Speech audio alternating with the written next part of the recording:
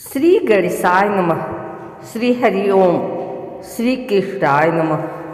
प्रिय भक्तजनों, आज हम प्रवेश कर रहे हैं अगहन मास महात्म्य के 13वें अध्याय में। यह अध्याय गहन आध्यात्मिक संदेशों, दिव्य अनुभवों और जीवन को बदल देने वाली घटनाओं से परिपूर्ण है। यह कथा केवल मनोरंजन नहीं बल्कि धर्म, नीति, सत्य, समर्पण और तप की अनंत व्याख्या है। अगहन मास, जिसे मार्गशीर्ष मास भी कहा जाता है, स्वयं श्री कृष्ण का प्रिय मास है। उन्होंने कहा, मासानाम मार्गशीर्षोऽहम्, इसलिए इस मास में की गई साधना साधारण से असाधारण फल दे देती है। कथा आरंभ। बहुत समय पहले एक नगर था, सूचीपुर नाम से प्रसिद्ध। यह नगर धन, व्यापार और सदाचार का केंद्र माना जाता था। नगर में लोग संपन्न तो थे, परंतु उनके हृदय में आध्यात्मिकता की कमी थी।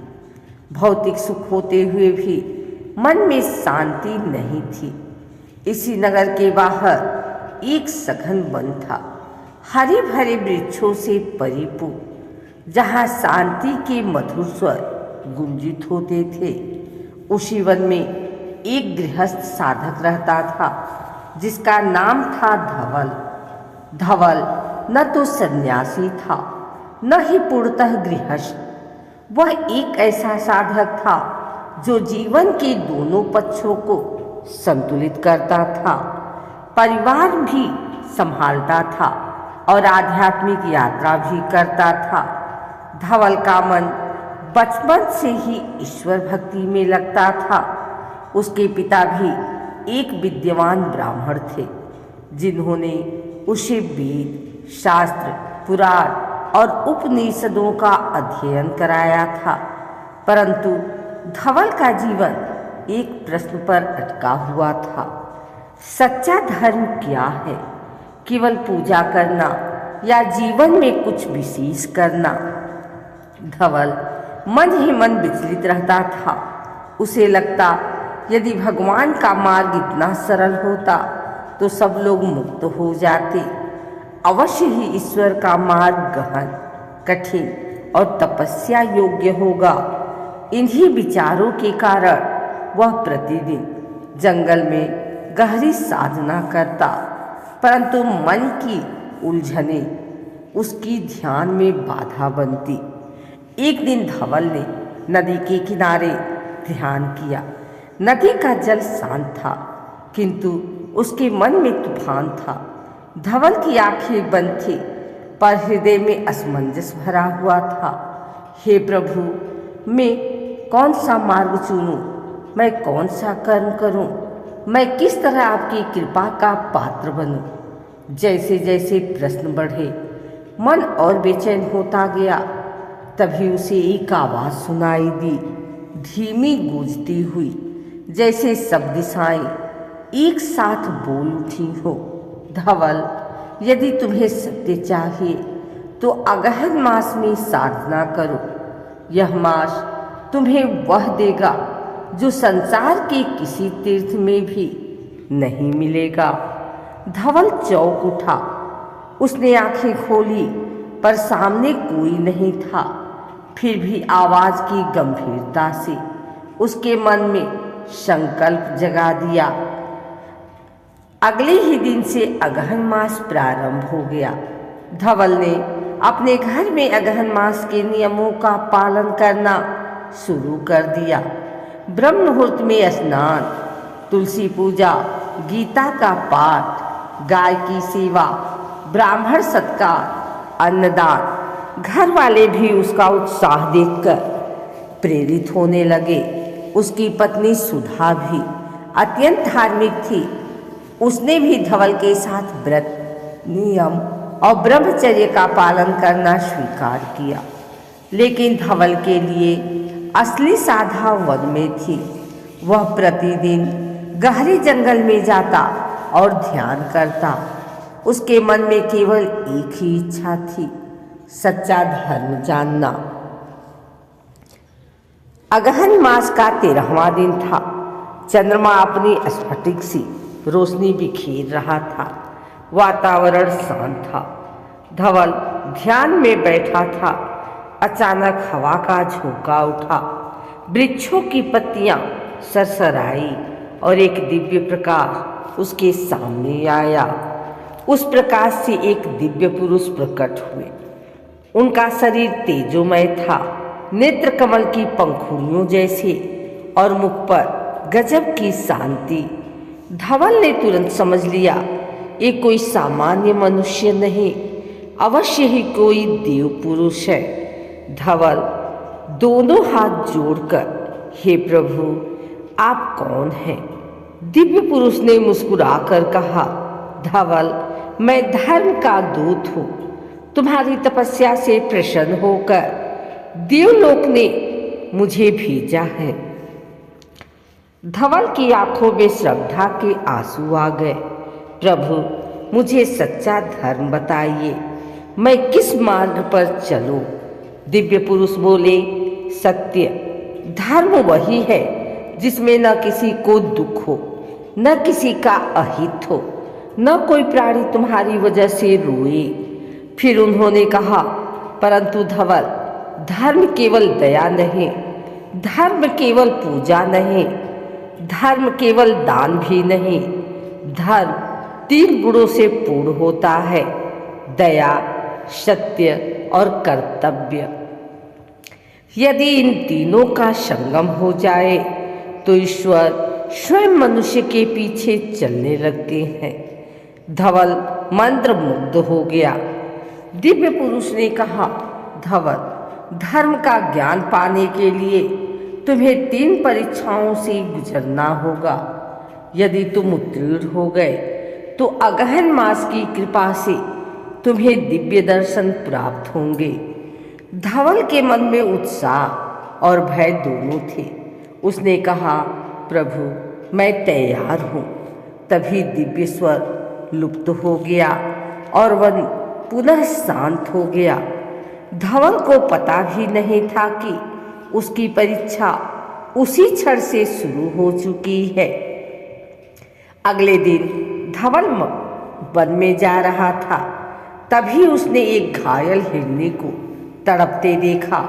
उसका पैर शिकारी के फंदे में फंसा हुआ था।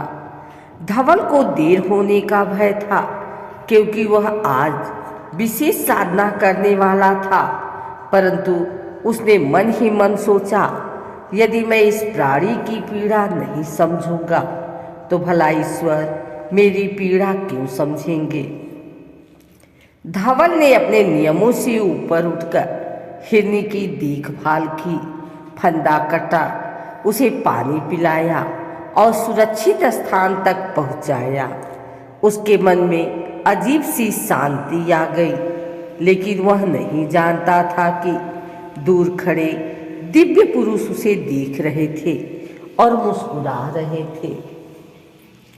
कई दिन बाद नगर में दुर्भिक्ष की स्थिति बन गई। लोग भोजन के लिए तरस रहे थे।